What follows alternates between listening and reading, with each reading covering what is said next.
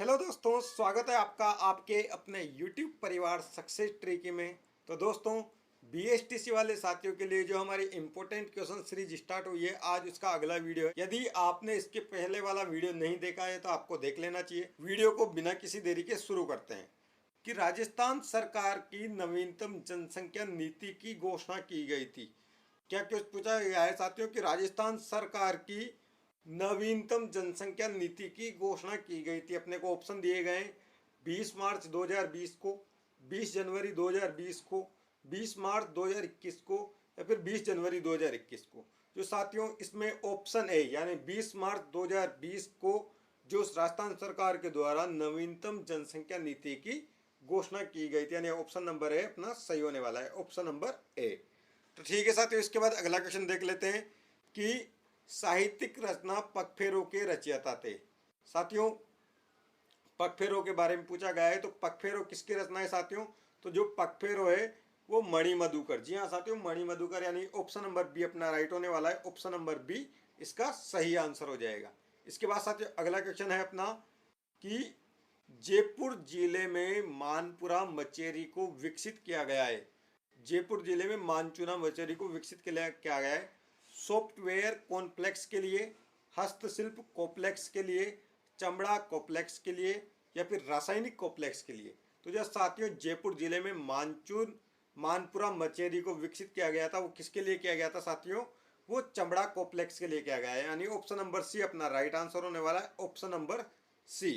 और जो software complex के लिए क्या है साथियों को? जयपुर कनकपुरा फेमस है, जयपुर कनकपुरा। और हार्डवेयर के लिए साथियों आपको हार्डवेयर का भी ध्यान रखना है, हार्डवेयर के लिए और सॉफ्टवेयर के लिए ये वाली चीज भी आपको ध्यान रखनी है। इसके बाद साथियों अगला क्वेश्चन देख लेते हैं कि सिवाना किले का निर्माण किसने करवाया था। इसमें ऑप्शन दिए गए हैं कि राजा भोज ने, वीर नारायण ने, अखेराज ने या सातल देव ने। साथियों यहाँ से जो पूछा गया है कि वो सिवाना किले के निर्माण के बारे में पूछा गया है। तो जैसा साथियों सिवाना किले का निर्माण है वो अखेराज के द्वारा किया गया था, यानी ऑप्शन नंबर सी अपना राइट हो जाएगा। यही यदि साथियों आपसे पूछा जाए सिवाना किले में जो जोर हुआ था उस टाइम पर शासक कौन था, तो उस टाइम पर शासक कौन था साथियों?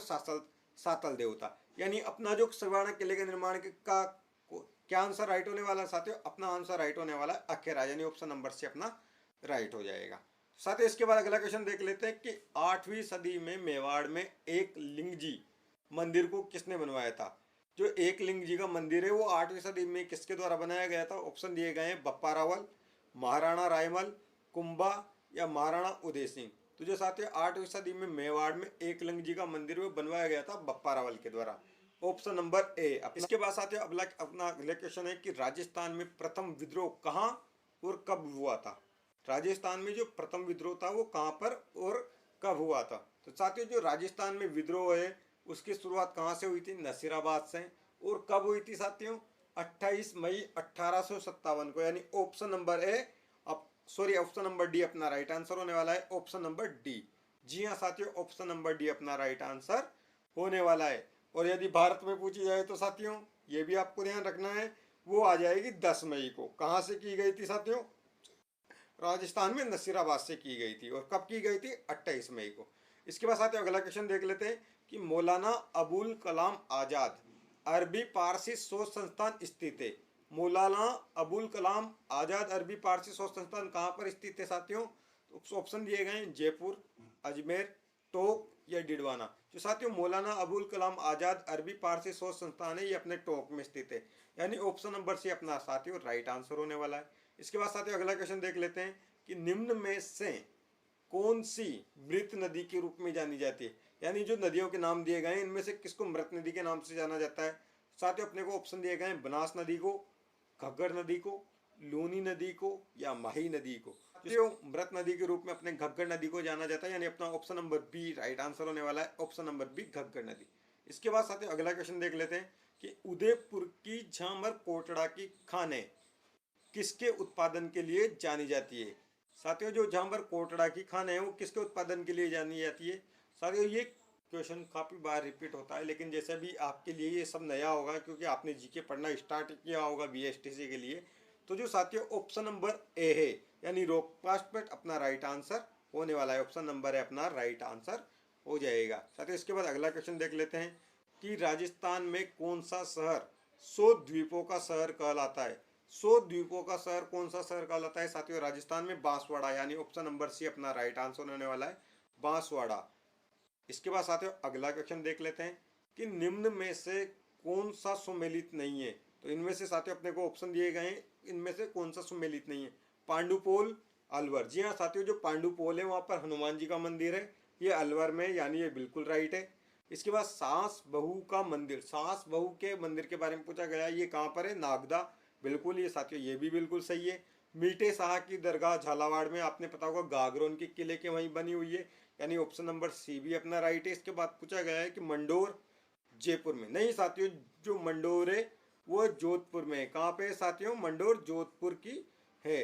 तो जो ऑप्शन नंबर डी है वो अपना राइट होने वाला है, क्योंकि क्या पूछा गया है कि सुमेलित नहीं है, यानी ऑप्शन नंबर डी अपना राइट हो जाएगा। तो साथियों ऑप्शन नंबर डी इसमें अपना सही आंसर हो जाएगा। इसके बाद साथियों अगला क्वेश्चन देख लेते हैं कि नानक जी भील का संबंध निम्न में से किस किसान आंदोलन से है। साथियों मारवाड़ किसान आंदोलन आपने सुना ही होगा, जोधपुर से संबंधित है। शेखावटी किसान आंदोलन, जिसमें कौन कौन से जिले आते हैं अपने, आपको पता ही होगा, चुरू, सीकर, झुंझुनू। बेगू किसान आंदोलन, फिर अब बूंदी किसान आंदोलन। जो साथियों नानक जी भील का संबंध है वो है अपने बेगू किसान आंदोलन से, यानी ऑप्शन नंबर सी अपना राइट आंसर होने वाला है, ऑप्शन नंबर सी। तो साथियों इसके बाद अगला क्वेश्चन देख लेते हैं कि भक्ति संत रज्जब संबंधित है।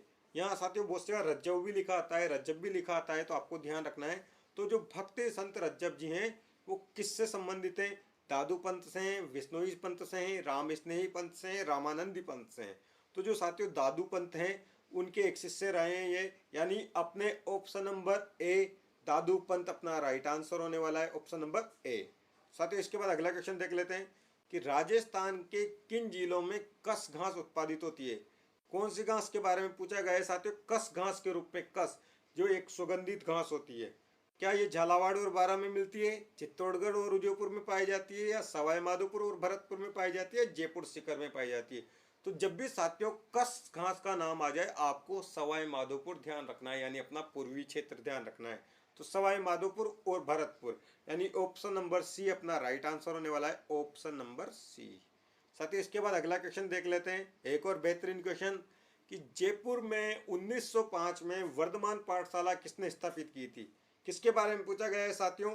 वर्धमान पाठशाला के बारे में पूछा गया है। वर्धमान पाठशाला मास्टर भोलेनाथ के द्वारा, अर्जुन लाल सेठी के द्वारा, गुलाबचंद कासलीवाल द्वारा, या विश्वजीत सुराणा द्वारा। जो साथियों जयपुर में वर्धमान पाठशाला है वो अर्जुन लाल सेठी के द्वारा स्थापित की गई थी, यानी ऑप्शन नंबर बी अपना राइट आंसर होने वाला है, ऑप्शन नंबर बी। इसके बाद साथियों अगला क्वेश्चन देख लेते हैं कि महाराजा स्वरूप सिंह द्वारा खेरवाड़ा डाकन प्रथा पर रोक कब लगाई गई थी। यानी उदयपुर में जो स्वरूप सिंह जी थे उनके द्वारा डाकन प्रथा पर रोक कौन से सन में लगवाई गई थी। इसमें ऑप्शन दिए गए हैं 1850 में, 55 में, 53 में, या 58 में। जो साथियों उदयपुर में जो डाकन प्रथा है उस पर रोक लगी थी 1853 में।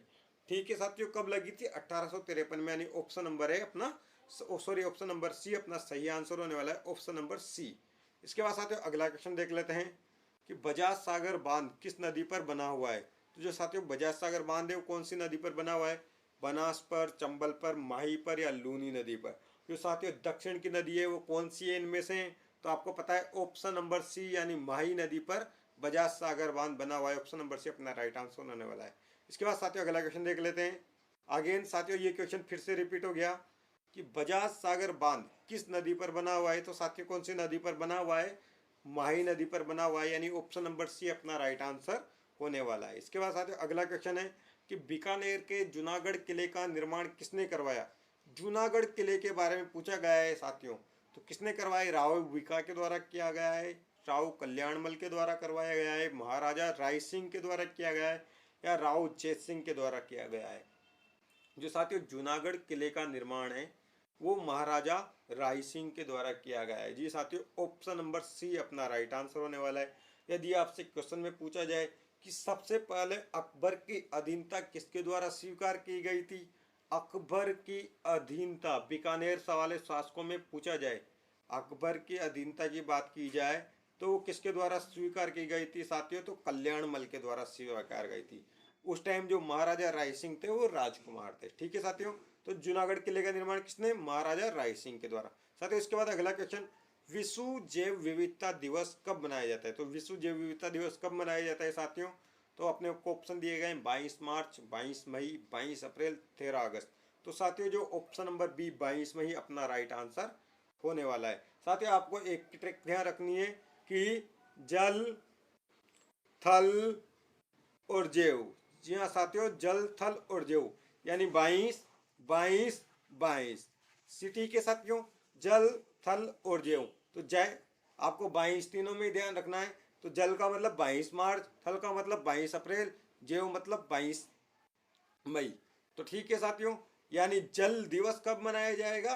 22 मार्च को। थल दिवस यानी पृथ्वी दिवस कब मनाया जाएगा? 22 अप्रैल को। और जैव विविधता दिवस है जो कब मनाया जाएगा? 22 मई को। जल, थल और जैव, ये वाली ट्रिक आपको ध्यान रखनी है साथियों। इसके बाद साथियों अगला क्वेश्चन देख लेते हैं कि राजा अजमल किस लोक देवता के पिता थे? साथियों आपने सुना ही होगा अजमल जी। जी हाँ साथियों, राजा अजमल है वो किस लोक देवता के पिता थे? तो साथियों ऑप्शन नंबर है रामदेव जी अपना सही आंसर होने वाला है। अपनी ऑप्शन नंबर है अपना सही आंसर हो जाएगा। तो साथियों ये थे आज के टॉप 20 क्वेश्चन। तो आपको कमेंट बॉक्स में कमेंट करके बताना है कि आपके इन 20 क्वेश्चंस में से कितने क्वेश्चंस राइट हुए। यदि साथियों आपको क्वेश्चंस अच्छे लगे हों, वीडियो अच्छे लगे हैं, तो वीडियो को कर दीजिए लाइक। और यदि आप चैनल पर नए हो और यदि अभी तक आपने चैनल को सब्सक्राइब नहीं किया है तो दोस्तों आपको जल्द से जल्द चैनल को सब्सक्राइब कर लेना चाहिए। थैंक यू सो मच साथियों।